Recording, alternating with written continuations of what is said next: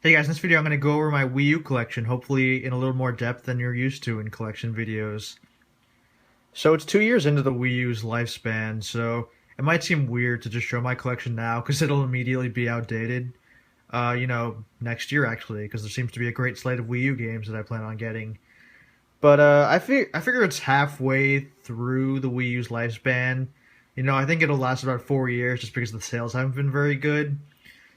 So I figure I'll just do a video now and then probably do a wrap up video in 2 years just to, sort of do my send off to the Wii U, which I feel like is a pretty damn good system, all told. I mean, I know there aren't that many third party games, but the games that are on the system I feel are far superior to anything that's out on the market on other consoles. I just feel like PS4 and Xbox One are having really, slow starts right now. So I feel like if you're like a hardcore gamer, the Wii U's a no-brainer at this point. But yeah, I'm gonna go over the collection. First, I guess I'll go over sort of how nice the packaging is for these games. Maybe a little incentive to not go digitally for now, other than the fact that Nintendo's account system is horrible right now. But yeah, the spines look really good. As you'll see, the box art for pretty much every game I own is really attractive. Like the 3DS, they also have these little unified, like little artwork squares on each box. So it's a nice little detail that I appreciate. Someone who collects a lot of games. So yeah, let's actually get into the games, guys. All right, so first up, we're gonna take a look at New Super Mario Bros. U and New Super Luigi U. So the reason why I have all three at once are that so I got New Super Mario Bros. U at launch, and then I got New Super Luigi U when that came out. It came out physically, as you can see, on a green case, which is kind of cool. It also came out digitally as DLC for New Super Mario Bros. U. I believe it cost $10 less if you get it digitally, but felt like getting it physically. But then a little bit later, they released like a combo disc that had both New Super Mario Bros. U and New Super Luigi U on one disc. They came bundled with Wii U's. So I ended up buying that off someone. I'll just get these out of the way and just show this for now. So yeah, this is the combo. It kind of reminds me of on Super Nintendo, there was a Super Mario All Stars and New Super Mario World bundle. So yeah, it's just nice to have one that's sort of, you know, a combined disc, that so you don't have to, switch discs or whatever, consolidated, copy. But yeah, let's talk about the game itself. So I feel like at this point, the new Super Mario Brothers series, at least among hardcore gamers, is a controversial mini series of the Mario universe. I say that because while it was really, lauded when it came out on the DS for being like a return to like classic 2D Mario, they released three games since then. They all kind of look the same, they sound the same.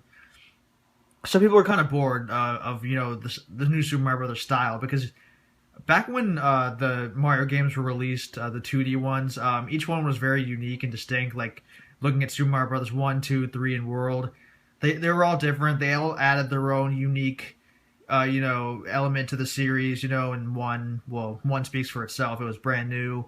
3 added flying. It added, the Tanuki suit and all that. And then World, it added Yoshi, which was probably the biggest addition to the series after the first game. Stuff like that. They all had their own unique stamp on the series. And whereas New Super Mario Brothers, they all kind of run together. They're all just very similar, except for maybe the 3DS one, which focused on coins and stuff like that. But yeah, it's been a controversial series. I really happen to enjoy New Super Mario Brothers U. I think despite maybe the, let's say, boring art style, I think the level design is as strong as any other Mario game. I think the levels are challenging after like the first couple worlds. I think the art style, while it is, like I said, sort of bland, it is a little bit better on the Wii U than on the Wii, because they added HD graphics, and the backgrounds are a little bit more stylized than before. They have this sort of pastel-y look. So yeah, that's improved. And then recently I've actually played it in the most optimal setting with 5 players. You can you can have 4 players like in the Wii version, but you can also have a fifth player who controls the gamepad and sort of aids the rest of the players. They can touch the screen to add platforms for you to make it easier for you to traverse the levels. They can stun enemies for you, stun projectiles that are about to hit you.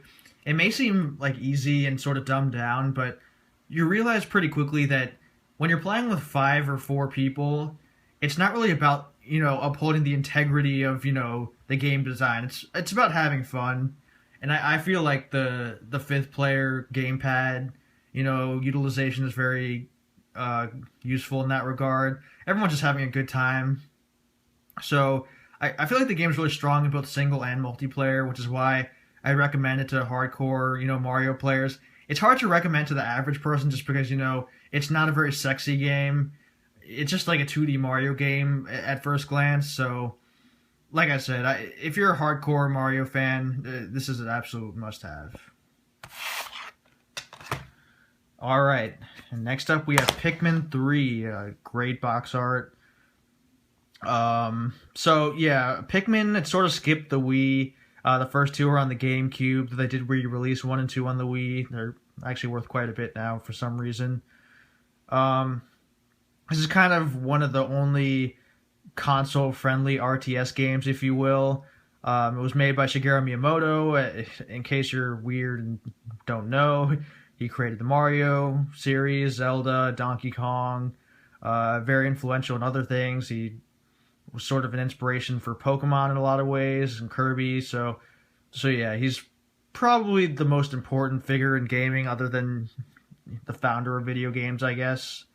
But yeah, so yeah, like I was saying, this is sort of a console RTS. It's one of the few that are actually made for controller. In case you don't know, you're controlling a guy named Olimar, and in this game he actually has 2 additional friends. And you manage these Pikmin who, as you can see on the cover, these little creatures, these plant creatures.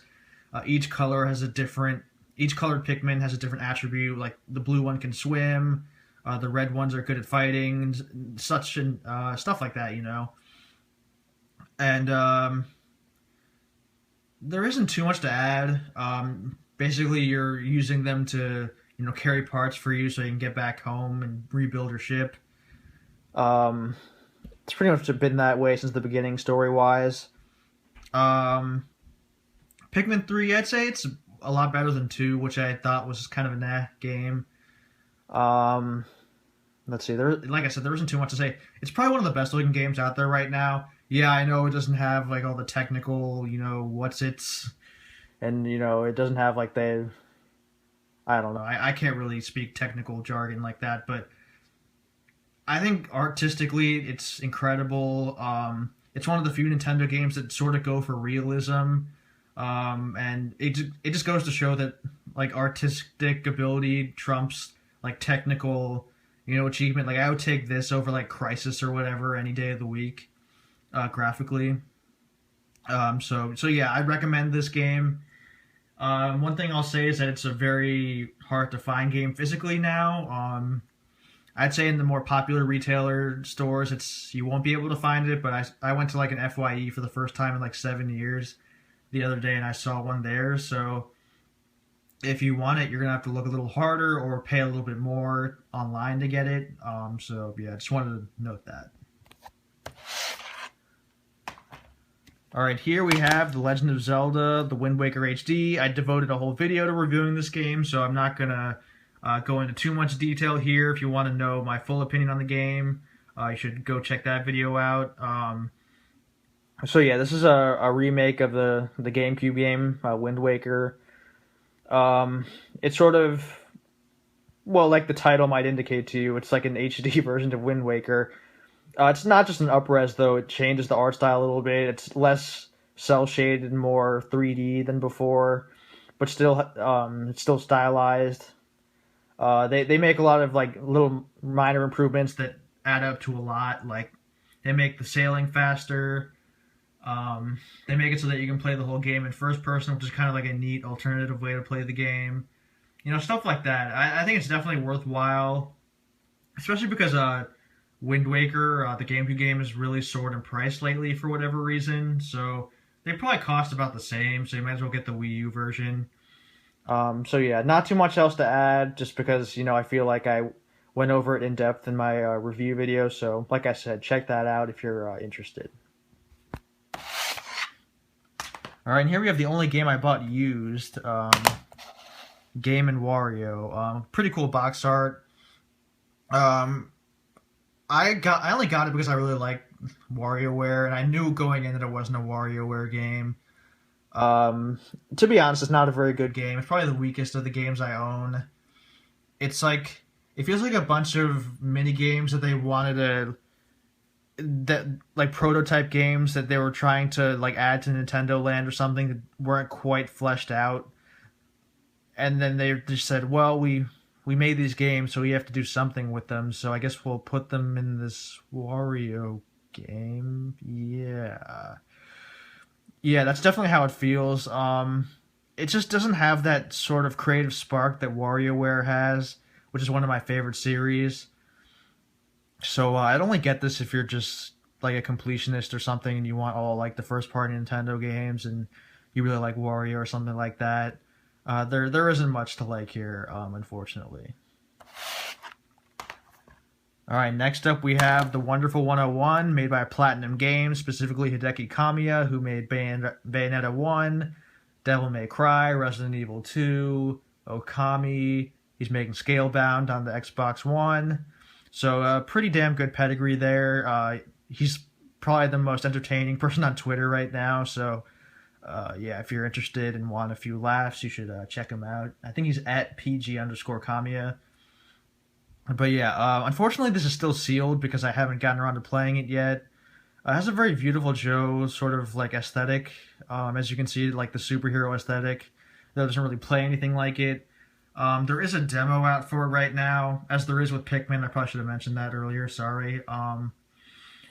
It just seems like an action game. Like, I don't want to speak too much about it because I'd just be speculating, because again, I haven't played it. But it's definitely developed a cult following, and it's one of the few first-party Nintendo games that are really cheap right now. The rest are pretty much damn near full price. So yeah, I based on what I've heard, I would give this a shot. Sorry, I couldn't add any more insight than that. Alright, and here we have Super Mario 3D World, made by my favorite development studio at the moment, Nintendo's EAD Tokyo team, who made Super Mario Galaxy 1 and 2, and Donkey Kong Jungle Beat, which I felt was underrated at the time. So yeah, this is sort of the full realization of the 3DS game, Super Mario 3D Land. It has that same diorama-ish look, this sort of combination of 2D and 3D Mario. Like, you can still move in a 3D space like Mario 64, but it also has like some of the trappings of the, the 2D Mario games. Like, it has the flagpole at the end that you have to jump on.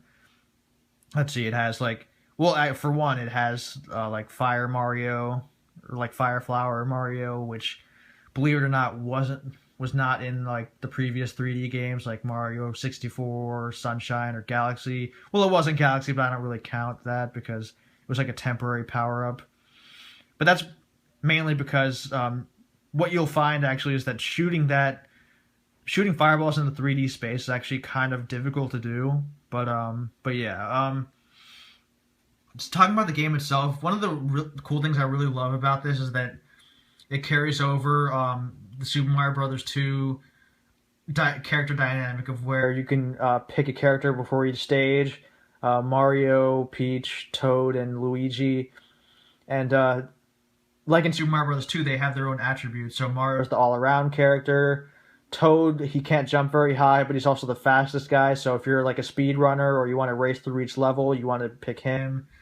Peach, she can float in the air if you hold the jump button. So basically, like if you have like a younger player or you just want to beat the level without dying, like you want an easier time, I'd recommend using Peach. And then Luigi, he has that really high floaty jump. So if you want to reach places that are normally more difficult to reach with other characters, I would choose him. And then, spoiler alert, but there's also a fifth character who's Rosalina, and her special attribute is that she has Mario's spin move from Super Mario Galaxy. So you can use it to get an extra lift, or you can use it to hurt enemies like a punch button. So that's pretty cool.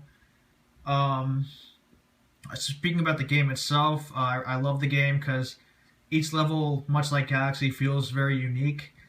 Even though each world has like a theme, it's kind of like Galaxy to where they don't really follow the theme very closely. So even when you're in an ice world, like some levels are randomly like in the desert, there'll be like a fire level randomly. So I love the variety that EAD Tokyo puts in their games. I really feel like EAD Tokyo just gets Mario, and as someone who sort of appreciated the Mario games from the very beginning, and has seen the series progress, and has sort of seen Mario become less cool during the Sunshine days. Even though I liked the game, he was probably at his low point, and then just seeing Galaxy come out and Mario was as cool as he ever was. It was just really great to see EAD Tokyo sort of revitalize this series, like at least among like mainstream perception.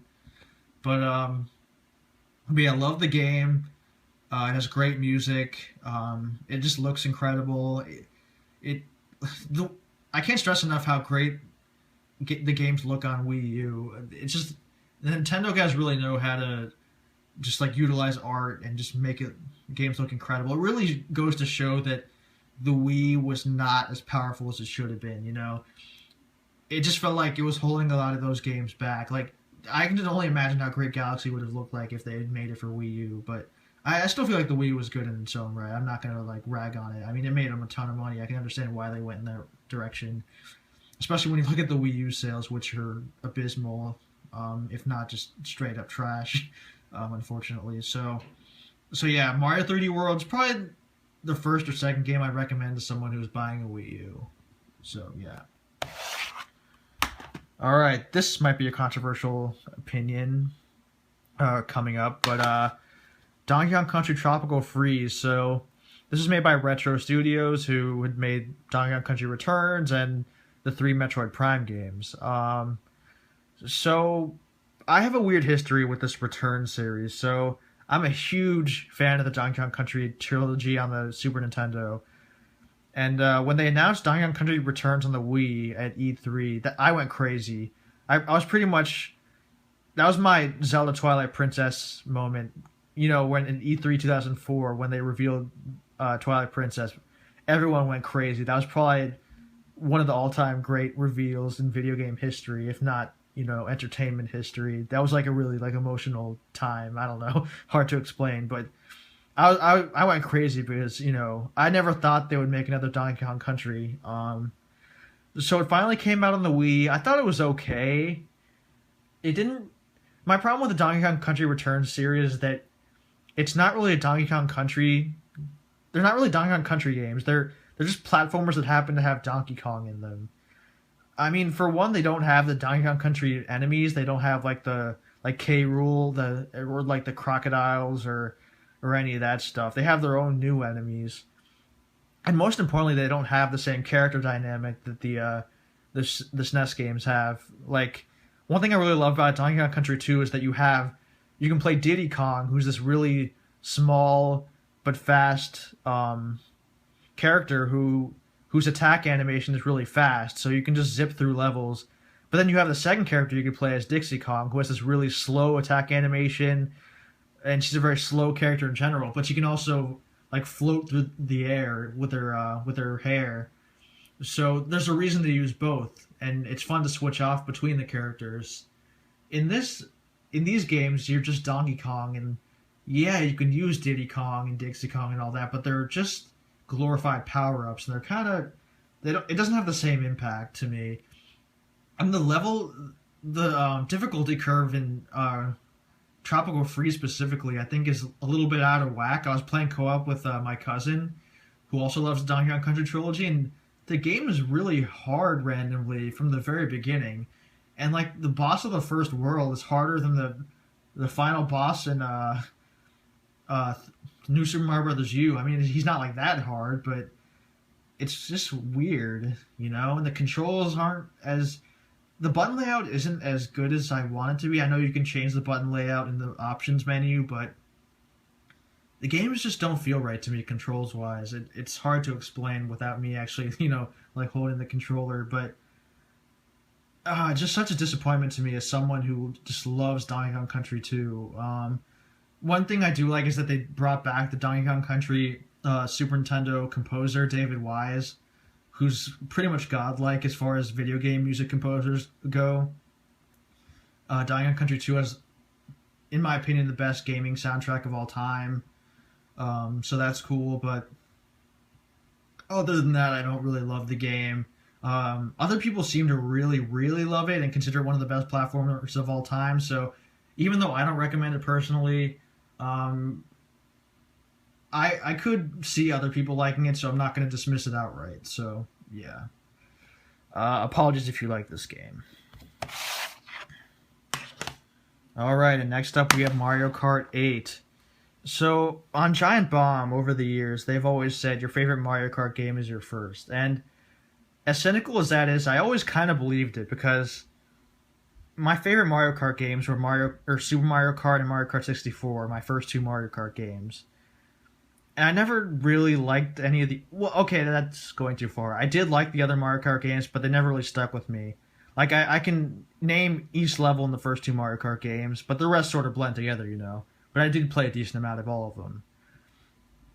But that sort of changed with Mario Kart 8, where I feel like, you know, you want to say that Super Mario Kart's the best. You want to say that Mario Kart 64 is the best, because, you know, those are the games you grew up with. Those are the games that people remember. But if I'm honest, I have to say that Mario Kart 8 is easily the best Mario Kart game. I just feel like the mechanics are a lot better.